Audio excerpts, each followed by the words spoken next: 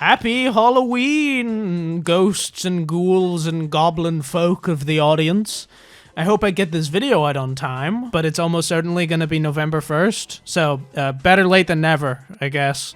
I lie to myself. I've been debating about making this video for months, not just because I'm very slow at making videos, but because it's kind of a nuanced topic, at least in my mind. Let's get it over with. This is a response video to a guy called Pastra. Pastra makes videos about horror. They're video essays about things like horror video games, horror YouTube videos, internet horror stories, and sometimes horror films. I like Pastra. I think he makes good videos. I mean, anyone who can make the Mandela catalog sound like something interesting must be a good video essayist. It's Halloween, baby. I'm allowed to be as rude as possible. Santa Claus isn't watching, and that's liable. Something about looking into and enjoying works of horror that not many choose to shed light on makes the whole experience feel special to me.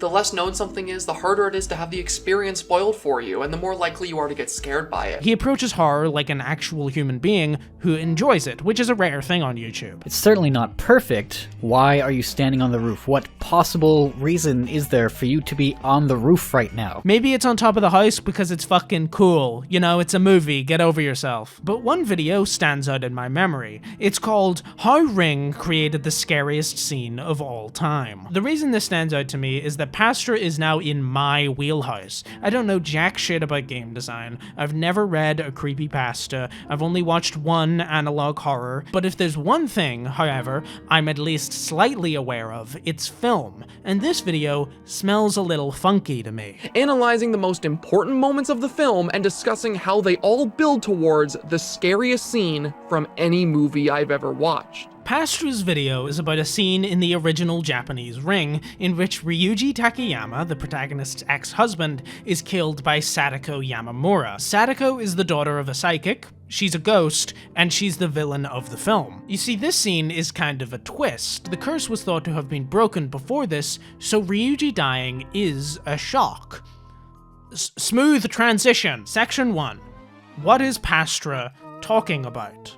Before we really dive into the ending of Ring, we should discuss the important points I will be rebuking in Pastra's video. First, and I hate to do this, Pastra lies. He says the movie ends with this scene. The film ends with the two of them sat together, pondering how a parent could be so evil as to murder their own child. But it doesn't. There is still 10 minutes left at this point. Even if we're taking into consideration that he presents Ryuji's death as a sudden continuation of the plot, that's not the final scene either. There's still about 5 minutes left after it. Charitably, we can say that this video is about discussing the characterization of Sadako in this scene. It shows us a being that we once thought we understood the intentions of, but through the context of the scene, we now realize we know nothing about. And that lack of understanding is where the tension comes from. But that characterization is so tied to the actual ending of the film that it doesn't make sense to treat this scene as something on its own. We learn vital information about Sadako following this scene, information that we'll be discussing after we talk further about Pastra's video. Pastra discusses how Sadako had a tragic life and that we're supposed to sympathize with her. Sadako's entire life was marked by tragedy, a tragedy that has caused her to become a wrathful, restless spirit. So we're on relatively the same page. Then we get to my quibbles. I don't know why I chose that word, but I did. You see, Pastra's analysis is pretty much entirely focused on Sadako's characterization. Pastra believes that the point of this scene, and effectively the movie as he presents it, is that Sadako was an evil, irredeemable monster who manipulated the characters and by extension the audience into sympathizing with her. Ring is expertly crafted to make the viewer subconsciously sympathize with Sadako. The red flags that allude to her true nature are there throughout the entire movie, but we as the viewer ignore them because our cast of characters really, truly believe in Sadako's innocence. With this one shot, we realize that the force we were meddling with since the beginning of the film was that of pure malevolence. He never really discusses the 5 minutes after Ryuji's death. Instead, his analysis revolves almost entirely around information learned before and during Ryuji's death scene. He uses this to discuss the characterization of Sadako, but we learn information after this that entirely changes the characterization of Sadako to make Pastra's analysis almost meaningless. Section 2.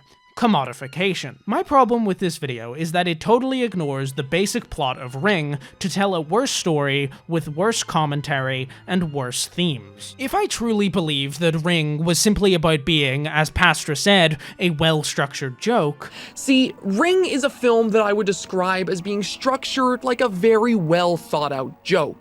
The entire runtime is the setup, and this single moment at the end where everything we think we know is put into question is the extremely hard-hitting punchline. I don't think it would be as good if the whole movie was just a rug pull. In fact, it would be an awful movie, so this is basically therapy for me. In order to really understand Sadako as a character, as a villain, we need to talk about more than just this scene and its context. We need to talk about the film as a text with something to say. Let's talk about those last 5 minutes. Ring has one of the strangest endings to a horror film I've ever seen, especially within the context that we're supposedly meant to view Sadako as an evil spirit. What happens is the protagonist, Reiko, goes to her ex-husband's apartment after his 7 days are up. He was killed by Sadako for some reason unknown to her and the audience, who thought the curse was broken. The shot seems to focus on this chalkboard.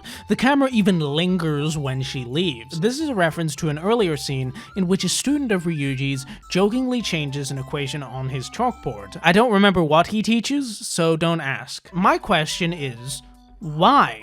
Why focus on the chalkboard in this emotional moment? I think the film is directing us to consider the chalkboard in this equation. That the chalkboard is a vital part of explaining why Sadako killed Ryuji after she had been saved from the well. So why would Sadako kill Ryuji? Well, that question is asked by Reiko. She doesn't exactly know, but after seeing what is likely the ghost of Ryuji pointing towards her purse, she concludes that Sadako killed Ryuji because he was shown a copy of the tape by Reiko. This pushed her curse onto Ryuji, and all of this searching was for naught. It was some esoteric rule that spared her life. The movie then ends with Reiko driving to her father's house to have him watch the tape to save her son. But that's not all. We never see this event happen. All we see, or well, hear, is two teenage girls talking about this newly discovered rule off screen. 呪いのビデオってさ、死なない方法があるんだって。1週間以内に This mirrors the beginning in which two teenage girls tell half-truths about the tape, such as the idea that Sadako speaks at any point during the tape or the phone call. It's actually quite heavy-handed. One even says a friend of a friend told her. So, weird ending. It's not very satisfying, is it? If we were to believe that this film was primarily built around subverting our expectations and presenting Sadako as an evil, wicked bitch, we wouldn't expect an ending so low-key. The scene also seems to want to talk more about rumors and urban myths than how crazy Sadako is. You may see where I'm going, but the movie, I think, doesn't believe Sadako is evil. There's two elements that point towards this conclusion that we've already discussed: the chalkboard and the two girls. There's also a third one that I'll discuss now, but it's a little esoteric and I might be wrong about it.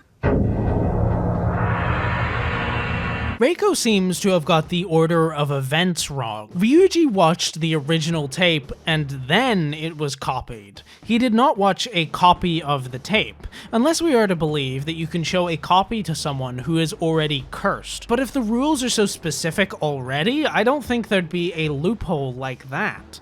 Does the timer reset when you watch a copy of the tape? Why couldn't two people just alternate showing each other a copy of the tape and never see Sadako? See, it just doesn't make much sense, and in a really obvious way. If it was a more questionable series of events, then I guess it would make sense that a screenwriter would miss that, but it's not. It's just sitting there in the text. So unless I have too much faith in the movie Ring, then the copying myth is bunk. It's probably not true. There's also the fact that the marks that appear on Reiko's arm disappears after they rescue Sadako from the well. It doesn't make sense to me that an apparently malicious ghost that follows her rules to the letter would lie about her having the curse, seemingly 6 days after she lost it. If she wasn't cursed this whole time, then surely none of the events of the story would have happened. Her curse was seemingly broken on the 2nd day, unless the copying stipulation isn't true. We'll get more in depth on how the approach to Ring as a movie about strict rules or about the concepts of good and evil is kind of the exact opposite approach that the movie seemingly wants us to take, but for now, let's talk about the chalkboard and the characterization of Sadako. Well, the biggest piece of characterization comes from the scene in which she kills the reporter. The reporter is harassing her mother and claiming that she is a fraud. Killing him doesn't seem like an evil act. A bad one, yes, but before anyone brings up how being a dick doesn't justify murder, I agree. But one, this is a movie. A real person did not die, so we can better sympathize with Sadako's naive anger a little more. Second, she's a child with magical powers. She likely didn't really think through the whole act. The red flags that allude to her true nature are there throughout the entire movie, but we as the viewer ignore them because our cast of characters really, truly believe in Sadako's innocence. I wouldn't really say this scene points to any red flags, other than the idea that Sadako is quite an emotional child. Now, does this tell us that Sadako was a misunderstood hero? No, just that she is a child who can barely control her powers and found from a young age that killing people can solve a lot of her problems. Another thing we learn is that she's protective of her mother. Why is that relevant? Well, when Reiko saves her from the well, she holds her corpse very tenderly. Perhaps Sadako could have interpreted this as Reiko taking on a motherly role in her new half-life. And so we can better understand why Sadako killed Ryuji. It is heavily implied that Ryuji is in a relationship with his student Mai Takano. Asakawa, 元女房. It's even confirmed both in the novel sequel and the movie sequel that she was his girlfriend. So Sadako, an emotional child who may not even understand what divorce is, could have easily seen Ryuji's relationship with Mai Takano and saw her own father's adulterous tendencies in him. This is not the only thing that ties Ryuji to her father. Ryuji is a dickhead. Again, not to imply that he deserved to die, but he definitely wasn't a nice person. Pastra says they both ponder how a parent could kill their child. The two of them sat together, pondering how a parent could be so evil as to murder their own child. But that's not entirely true. Reiko ponders. Ryuji has a theory. 娘じゃなかったのかもしれない。貞子の父親は人間だったのか。 He seems to imply that Sadako being inhuman justifies murdering her. Does Sadako's psychic powers make her any less human? It's revealed that Ryuji has psychic powers, much weaker than hers, fucking beta male. Does that mean that he is worth less than a regular human too? When Reiko looks back on the cabin, Ryuji pays it little attention, instead pushing his ex-wife forward. Where Reiko is very empathetic, Ryuji is just kind of an asshole about this whole thing. When she's comforting Sadako's body, Ryuji is more focused on the curse breaking. None of these actions are significant on their own, and it's maybe a little subtle, but I don't think that Ryuji's actions in the third act are meaningless. Sadako even projects a vision of her father over Ryuji. It's in the film. This isn't even that subtle. All of Ryuji's characterization screams that he views Sadako as lesser than for some reason. A monster born of inhuman means that deserved to die cold and alone in a well. Her only father figure staring down at her, selfishly thinking of his own fears and anxieties. Was Sadako ever really given a chance to live, or was she poked and prodded at all her life? By leaving the specific details of her death a complete mystery. Everything we're told is from the perspective of the characters who know very little about her true nature, but choose to see the best in her. Sadako's father didn't know her true nature. He didn't have some view into her soul. He abused her entire life and then was shocked she didn't love him. Now let's talk about the two teenage girls. You see, I view Ring as a movie about the commodification of trauma in mythology. People treat Sadako like a story to tell around a campfire, like a game with a set of rules. You'll die in 7 days if you're watching television late at night. This has parallels to how her own mother was treated, as a commodity, a parlor trick, when both she and Sadako aren't commodities, they're human beings, with feelings. So the ultimate tragedy of the ending of Ring is that Sadako, a mentally broken child, attempts to reach out to someone for help, but gets too emotionally connected to their life and makes the same mistake she always does.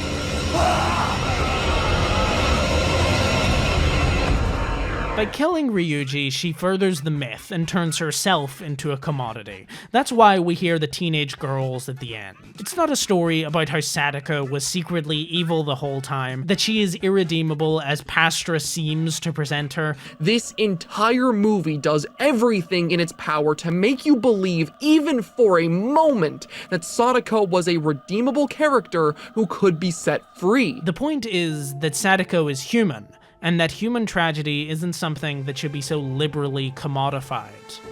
But that's just my opinion. Maybe the movie Ring is secretly really bad. I thought it was a masterfully made movie and narrative, but who knows? Goodbye.